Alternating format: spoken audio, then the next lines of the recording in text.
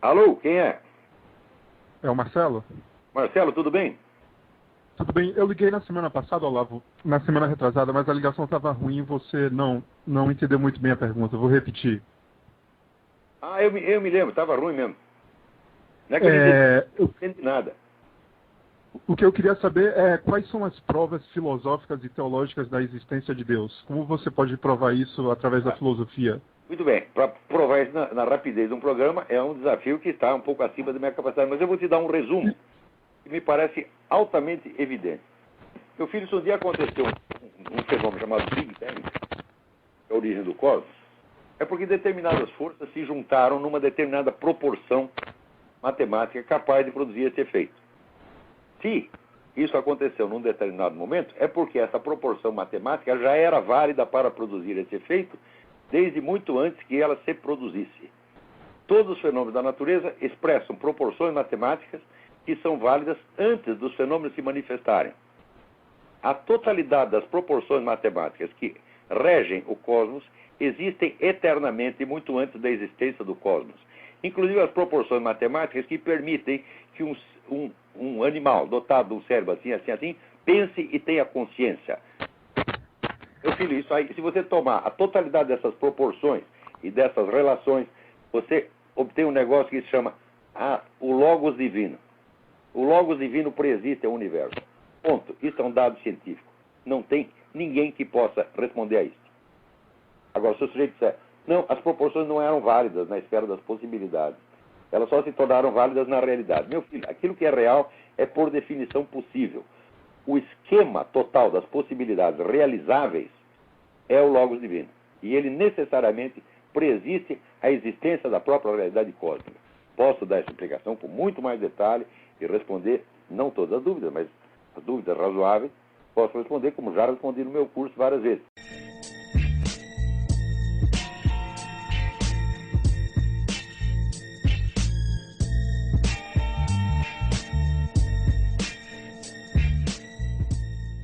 Você já parou para pensar sobre a importância das coisas? O valor das coisas? Repare que o valor de qualquer coisa está, na verdade, na importância que damos a ela. Por exemplo, eu, Rubens, trabalhava sempre com rádio. Então eu dava muita importância a equipamentos de rádio. Eram valorosos para mim e eu pagava quanto precisava por um equipamento de rádio. De 2008 para cá, eu parei de trabalhar com rádio. Eu até dei todo o meu equipamento de transmissão de externa para o Reginaldo Barbosa, que é repórter esportivo no Rio de Janeiro. Foi meu companheiro de trabalho durante muito tempo e eu doei para ele, gratuitamente, todo o meu equipamento de transmissão externa que eu tinha. Mas na época eu valorizava muito, a ponto de comprá-lo. Da mesma forma também, em todas as coisas, existe o seu valor. E algumas pessoas que dão valor àquelas coisas. Você entende o que eu quero dizer? Olha, por exemplo, você passa numa praça pública, você vê um monumento pontudo que se chama Obelisco. Para nós aquilo não vale nada. Eu acho que você não faria, se você fosse vereador, como eu, Rubens, fui, você não faria nenhum projeto, como eu também não fiz, na época que eu fui vereador, para colocar um monumento daquele na praça. Eu creio que você não faria isso. Por quê? Porque você não vê valor nisso. Isso não tem valor para você. E aí nós perguntamos, poxa, por que tem tantos monumentos pontiagudos desses por aí afora? Não é uma questão importante para a gente pensar? Por que tem tantos monumentos desse obelisco em tantas cidades diferentes? Não é no Brasil só não, é no mundo todo. Qual valor as pessoas que colocam aqueles monumentos ali dão para que seja feito aquilo? Eu fui vereador durante um período de tempo da minha vida. Hoje não sou mais. Mas quando eu fui vereador, eu via os vereadores aprovando projetos para as praças públicas, em que se construiriam esses monumentos. Aí vem uma pergunta na nossa mente. Quando você vê um vereador valorizando essa coisa, fazendo um projeto para colocar um obelisco na praça, você pensa, por que esse vereador está fazendo isso? Ou quem quer que seja que faça o projeto. Pode até ser para o Estado, pode ser um deputado, sei lá.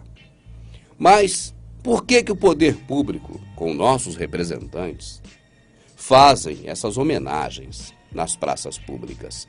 Por que você vai nas cidades brasileiras? É difícil você ver uma cidade brasileira, um município brasileiro, que não tenha um obelisco. A grande pergunta é, por que em vários locais diferentes, pessoas supostamente diferentes têm ideias iguais de erguer um monumento de obelisco na praça? Não é algo interessante? Será que é uma ideia dos engenheiros? Bom, se for ideia de engenheiro, por que esses engenheiros, em locais remotos, têm a mesma ideia uns dos outros? Não é algo para se pensar? Por que eles valorizam tanto esse tipo de monumento, obelisco? Olha, nós estamos muito preocupados. Nós temos o Big Brother para nos preocupar. Quem vai para o paredão, quem vai fazer fuxico do outro, quem é gay, quem é lésbica. Bom, nós temos o futebol também. O Corinthians tem um grande time. No Rio de Janeiro, o Fluminense tem tudo para ser campeão. E o Cruzeiro? Não, o Cruzeiro está bem. Ah, não, o Grêmio, oxa. Olha, meu amado, nós estamos preocupados com o futebol. Nós estamos preocupados também com a novela. Será que aquela menina hoje vai conseguir conquistar o marido daquela outra que não vale nada? Será? Ah, eu estou torcendo para isso. Preocupações na nossa cabeça. Aí você liga a televisão na sua sala de estar, chega a visita, não tem problema, a televisão continua ligada. É você com a visita conversando e a televisão disputando o assunto lá, jogando um monte de porcaria na sua ideia. Você para observar os programas, só tem porcaria, só tem lixo. É só bobeira, palhaçada, mulher pelada, bunda de fora. Não tem mais nada além disso na televisão. Então, diga-se agora, a bunda de fora é o que mais tem. Está abundando isso na televisão. Eu sei que eles sabem que isso dá audiência. E enchem, entope a televisão de lixo. E nós estamos com as ideias ocupadas. Não dá para pensar mais em nada. Só podemos pensar no lixo. Porque nos alimentamos de lixo. Vivemos no lixo e, infelizmente, a maioria da população gosta desse lixo. E não paramos para pensar em detalhes simples. Por que pessoas selecionadas em cada bairro, em cada cidade, em cada município, em cada país, dão valor a esse tipo de monumento chamado obelisco? O que essas pessoas têm em comum? Eles que gostam de obelisco fazem você gostar de novela, futebol, Big Brother, bunda de fora, televisão, lixo, porcaria. Eles fazem você gostar disso. Mas o que eles gostam e valorizam são outras coisas que você diria, não, pelo menos o futebol eu estou me divertindo, eu estou indo para o estádio, eu estou torcendo. Agora obelisco, para que eu vou fazer um obelisco na praça? Hã? Não, eu estou preocupado aqui em ver a novela, em ver o Big Brother. Estou vendo aqui o Faustão, o Ratinho. Estou vendo aqui o Gugu Liberato. Estou vendo qualquer lixo. Mas eu estou me distraindo. Mas um obelisco na praça, para que eu vou valorizar isso? Enquanto você valoriza as coisas que eles mesmos colocam para você valorizar, eles valorizam outras coisas que não deixam você saber que eles valorizam. E você não percebe que eles valorizam, porque você está desvalorizado, assistindo os valores que eles impregnaram na sua cabeça, mas que são falsos valores. E eu não estou aqui dizendo de maneira nenhuma que o obelisco vale alguma coisa. Vale para eles que colocaram lá, para mim não vale nada. Para eles com certeza vale, porque eles pegam o seu dinheiro, entopem você de porcaria na televisão, mas o dinheiro dos seus impostos, das suas taxas, que são dinheiro público, transformado em dinheiro público, eles fazem essas construções de obeliscos nas praças. Para mais uma vez você pagar essa conta. Mas você não percebe. Só percebe quem já está fora da Matrix. Agora, na verdade, o que é o obelisco, hein?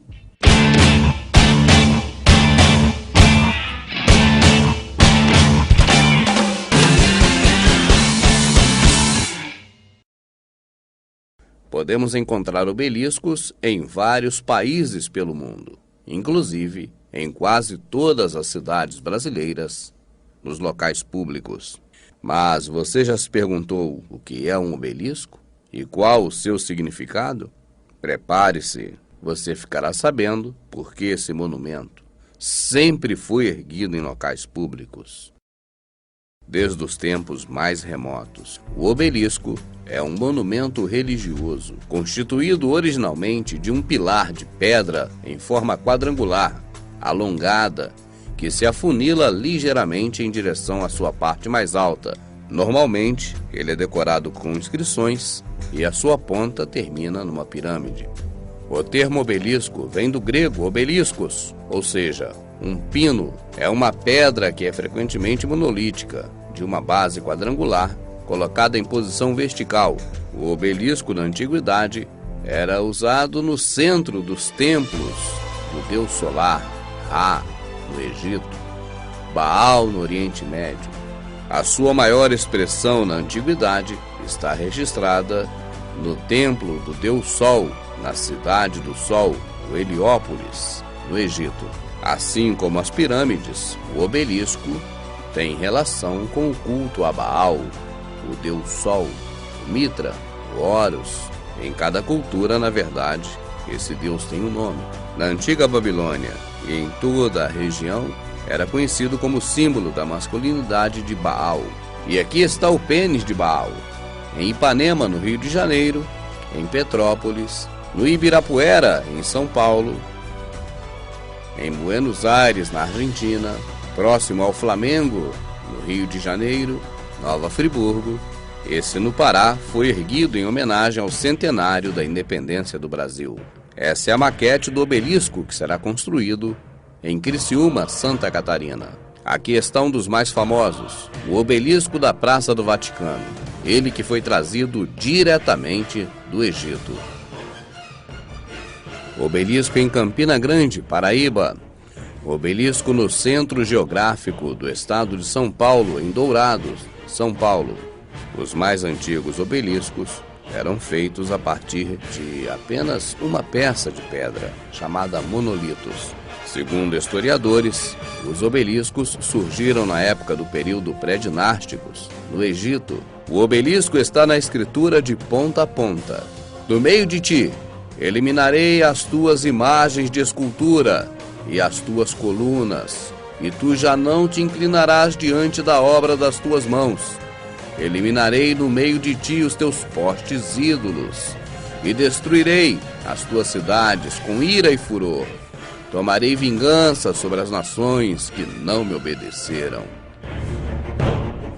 Levantaram para si colunas e postes ídolos em todos os altos, outeiros e debaixo de todas as árvores frondosas. Também o Criador ferirá Israel para que se agite como a cana que se agita nas águas. Arrancará Israel dessa boa terra que dera a seus pais e o espalhará para além do Eufrates, porquanto fez os seus postes ídolos, provocando ao Criador a ira. Estamos em Nova Friburgo. Aqui está o obelisco de Baal. E aqui está uma loja comercial, que também presta-lhe uma homenagem.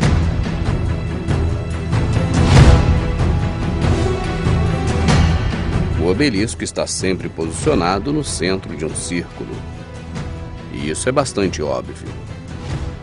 O obelisco é o símbolo do órgão sexual masculino e o círculo, o órgão sexual feminino.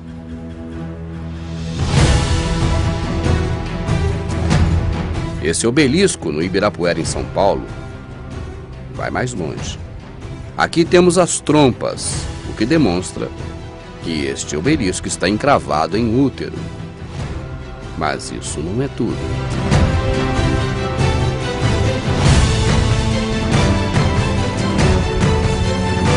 Uma das maiores expressões de fusão do sistema de governo e do sistema religioso é o obelisco. Ele é, na verdade, um fiel testemunho de que a grande Babilônia de Baal está aqui e a humanidade está inserida nela. Você já sabe muito bem que os senhores do mundo, eles estão no controle do planeta já há muito tempo.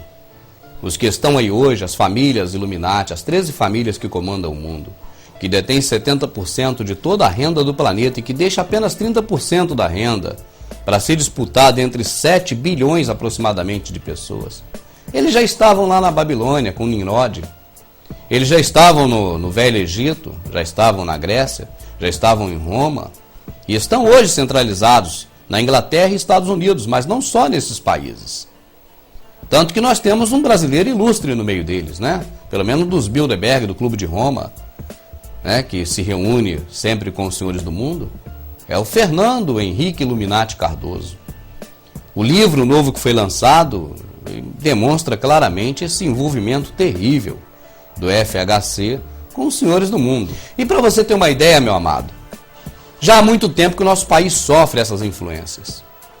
Porque, algumas das vezes, o Congresso Nacional é considerado o reduto de Satanás. Por quê? Porque já fizeram assim, já com esse propósito, e já há muito tempo. Brasília, você sabe que é a capital brasileira, foi uma cidade totalmente projetada, elaborada, minuciosamente, todos os detalhes. E muitas das vezes nós não percebemos e não olhamos e não visualizamos que há sempre por trás do visível, há o invisível. Nós, dificilmente, né? Quando a gente vai ficando mais atento com esses vídeos aqui do Verdade Oculta, dos canais do YouTube, dos DVDs, é que nós vamos então nos despertando para essas coisas. E vamos percebendo já que sempre tem outro lado da moeda, né? Então nós ficamos mais atentos, nós ficamos com as vistas melhor, com uma melhor visão. É como se fosse um vidro com a janela embaçada. Então a visão que você tem do outro lado é uma visão diferente. Quando você limpa o vidro, fica limpinho, você vê bem mais claro as coisas. E dessa forma nós temos visto também, né, que muitas coisas que aparentemente são feitas ao acaso ou qualquer ideologia comum, na verdade são voltadas para o ocultismo. Brasília não é diferente. Brasília segue também esse mesmo critério. Tanto que eu vou trazer agora uma reportagem que ela faz parte de um livro muito conhecido, A Brasília Secreta, porque a mídia não divulga esse tipo de conhecimento. Claro que não, eles escondem. Você, por exemplo, nunca viu a Globo, né, que sempre gosta de mostrar, blá blá, já fez até uma minissérie sobre Brasília, eles nunca falaram em que Brasília foi inspirado. Nunca falaram. E outro lado também da moeda que eu acho interessante é a questão da religiosidade. Muitas pessoas, inclusive na internet, cobram, poxa, se vocês fizessem esse trabalho, mas não falassem nada de espiritual ou de religião, seria melhor. Eu não falo em religião porque eu sou uma pessoa que, para mim, eu não tenho religião e não aconselho ninguém a ter. Eu não combato religiões nenhuma, que eu não sou nenhum militante, né, de extrema religiosa, esquerda, nada disso. Nada disso. Não combato ninguém, mas eu, para mim, não tenho religião, não gosto de religião. Então, também eu não sou adepto de nenhuma religião. Mas eles são. Vocês estão entendendo? É isso que eu quero dizer. Porque as pessoas falam, vocês têm que separar a religião desses vídeos. Mas não é eu não somos nós não, meu amado. Eles que fazem o mundo não separam as religiões. Dado o número de locais no Brasil que tem o nome de padroeiros e padroeiras, né? Enfim. E Brasília também não é diferente. Brasília é pura religião. Pura religião pagã. É puro paganismo. Brasília é totalmente entregue ao inimigo. É de Bafomete para pior, é de cabeça de bode para lá. É entregue a tudo enquanto é divindade pagã, politeísta e blá blá blá e tudo que é troço. Mas a televisão nunca falou isso, ninguém nunca vai saber. E até mesmo o canal nosso aqui, né, as pessoas não têm tanta credibilidade, porque ela fala, esse cara falando, isso é um pastor maluco falando. Nem pastor eu sou. Eu não tenho pastor, eu nem prego pastor por aí. Eu falo, é até para o pessoal não ter pastor, correr de pastor. Mas o pessoal é equivocado, acha que eu sou pastor também. É um negócio complicado.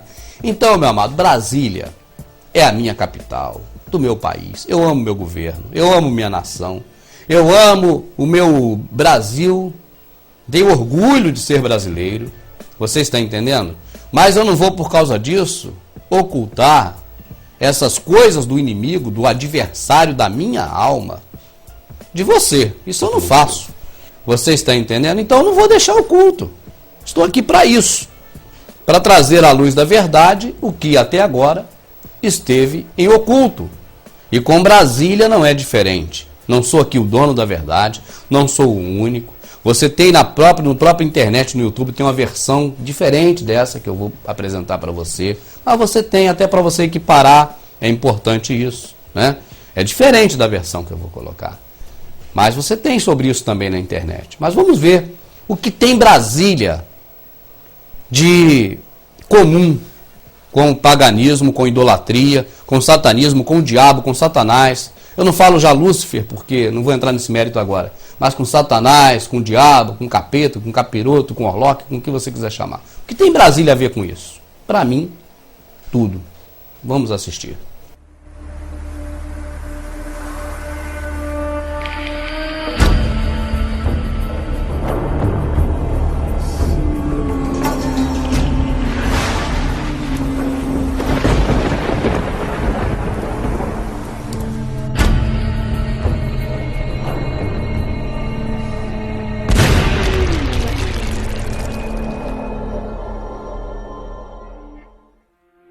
A arquitetura pagã egípcia e suas pirâmides remontam à antiguidade. A pirâmide, como já sabemos, é o principal símbolo Illuminati. Ela possui todo um conjunto de significados importantes para os ocultistas, e neste caso, a elite global. Hoje, passados milhares de anos, a capital brasileira, Brasília, busca repetir o paganismo egípcio através do seu principal símbolo, a pirâmide. As pirâmides Illuminati estão espalhadas em Brasília por toda parte. A catedral, o centro de convenções, as colunas do Palácio da Alvorada, o Palácio do Planalto, o Supremo Tribunal Federal, o Executivo, Legislativo, Judiciário, situam-se nos ângulos do Triângulo Equilátero, formado na Praça dos Três Poderes. No eixo monumental existe uma pirâmide formada pelo Centro de Convenções, o Tribunal de Justiça e o Palácio. Outra representação é a Torre de TV.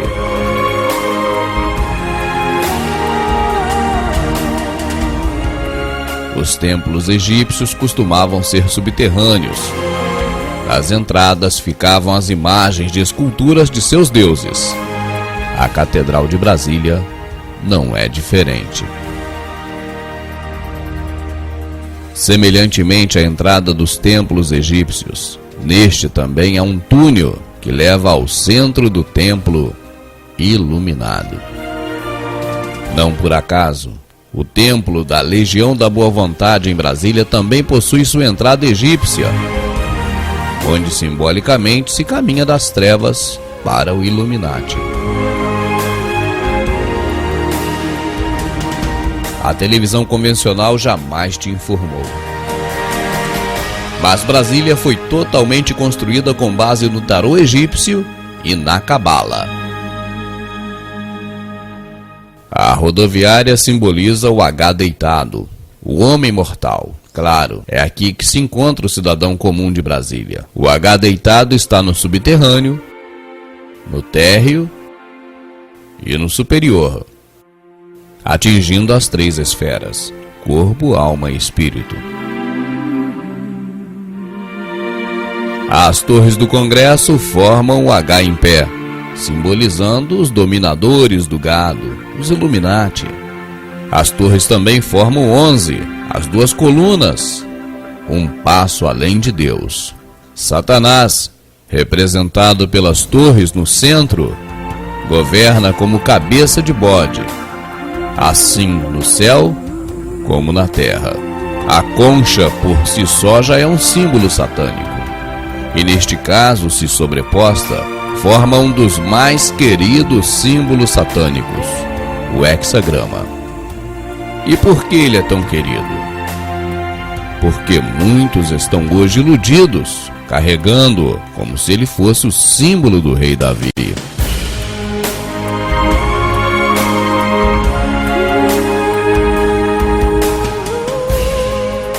A ermida egípcia era cercada por um lago considerado sagrado.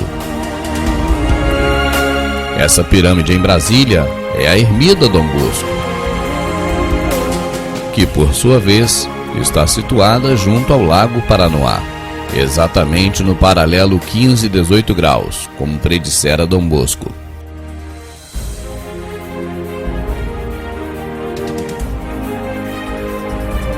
O Antigo Egito é imortalizado pelo famoso rio Nilo.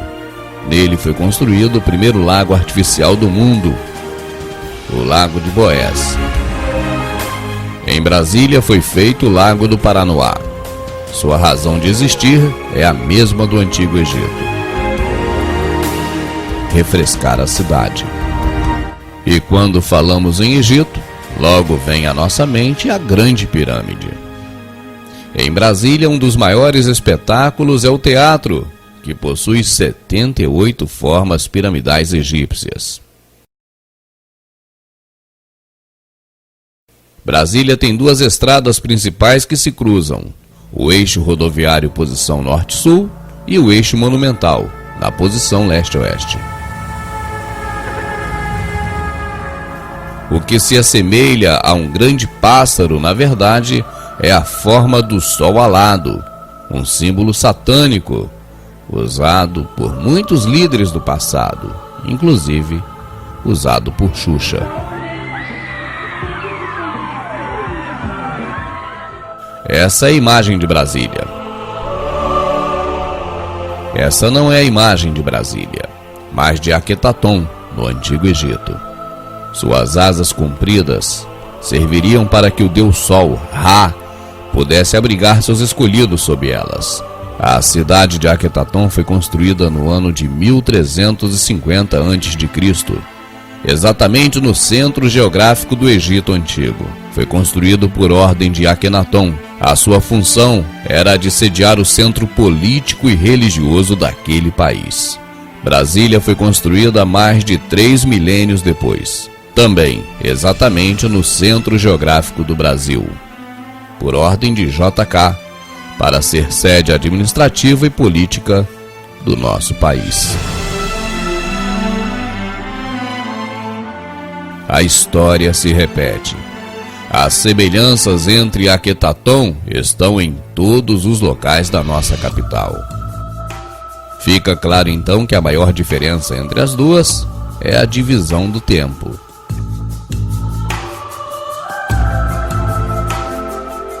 Essa é a sede da Companhia Energética de Brasília. E essa é a pirâmide escalonada do Egito, criada sob a crença de que seria ela responsável pela energia cósmica. A pirâmide escalonada de Brasília é responsável pelo fornecimento de energia, não cósmica, mas elétrica para toda a cidade. No livro Brasília Secreta, seus autores afirmam que a história se repetiu. Akenaton construiu Aquetaton em 4 anos. Brasil construiu Brasília também em 4 anos. Akenaton e Juscelino Kubitschek, coincidentemente, não tiveram filhos homens e também, por coincidência, não foram compreendidos pelos céticos de suas épocas. Conseguiram incrivelmente, de forma similar, fundar a mais audaciosa cidade de seus países. Akenaton viveu 16 anos após a fundação da sua cidade. JK também viveu 16 anos após a fundação de Brasília. E os dois também morreram de mortes violentas.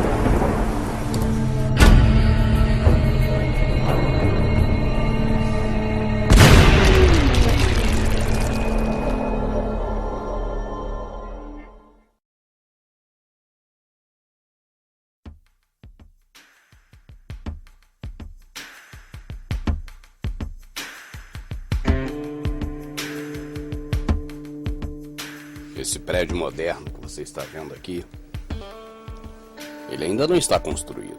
É apenas uma maquete eletrônica. Mas este é o Templo de Salomão, aqui no Brasil. A instituição chamada Igreja Universal do Reino de Deus, que você bem conhece, é quem está construindo esse prédio maravilhoso. Salomão teria inveja desse prédio que custa 300 milhões de reais. A altura desse prédio é 2 vezes a altura do Cristo Redentor no Rio. Esse prédio maravilhoso da Igreja Universal, ele tem capacidade para 10 mil pessoas.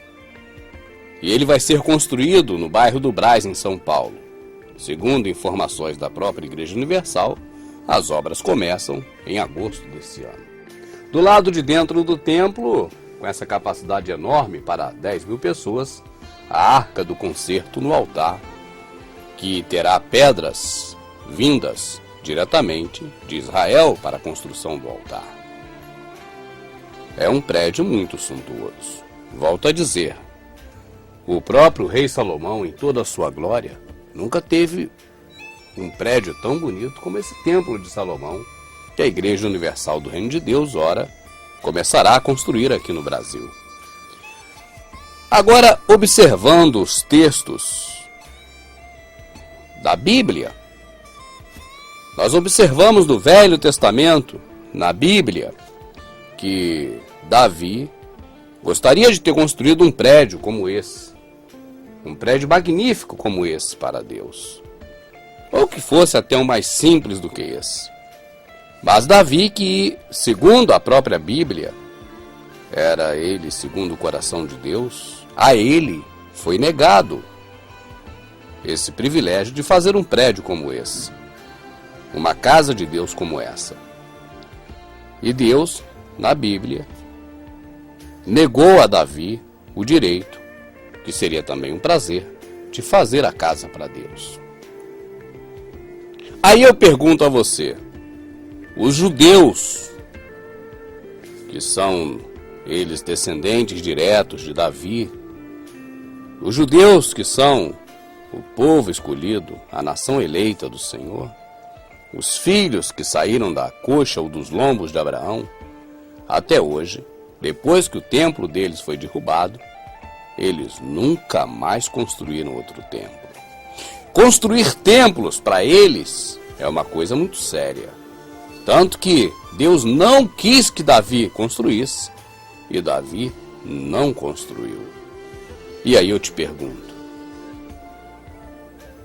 teria esse templo a autorização de Deus para ser construído? Teria esse templo a autorização do Criador para ser construído? Ou, aos olhos do Criador, irá soar esse templo como uma grande blasfêmia? Porque está escrito, Deus não habita em templos feitos por mãos de homens. Está escrito, a glória da segunda casa é muito maior do que a da primeira. E a segunda casa, então, seria essa? Se a segunda casa é essa, para que serviu a morte de Jesus? Se estamos retornando ao Velho Testamento. Essas perguntas você analise e obtenha as respostas.